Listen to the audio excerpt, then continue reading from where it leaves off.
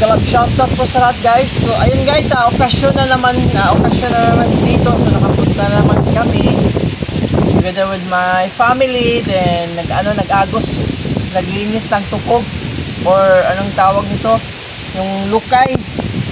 Para anong gagawin nito guys ay para silhig sa bakuran, pwede silhig sa CR, o lahat-lahat ay magagamit dito guys. So ito yung ginagawa ko, yan, silhig.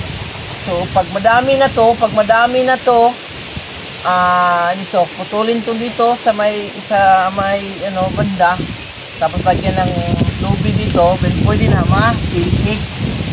Kasyon naman dito guys ay oras naman sa pagkumuha ng saging, pagpamumutong. So ayan, pangatlo ning hugna guys, paglala ng tukog or silhig, ay sayang ang panahon.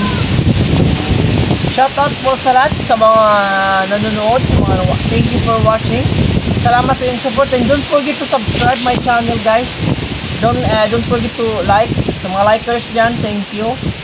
Then shoutout din sa aking mga nagpa-members, sa mga active members, shoutout din. Salamat sa iyong support ha.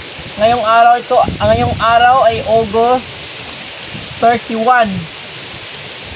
So sa mga nanonood, sino ang nakarelate guys? Sa mga taga-probinsya, ayan, sa mga pobre,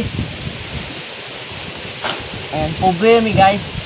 So, hindi natin ikaulaw yung kahit pobre ta, hindi natin ikaulaw kung ano yung mga gagawin natin sa probinsya. Yun. Sa mga nakarelate, shout out.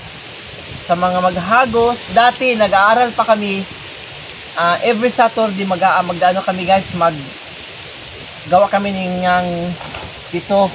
Tapos, ibinta po namin 10 pesos or 5 pesos para may pambaon sa eskwelahan.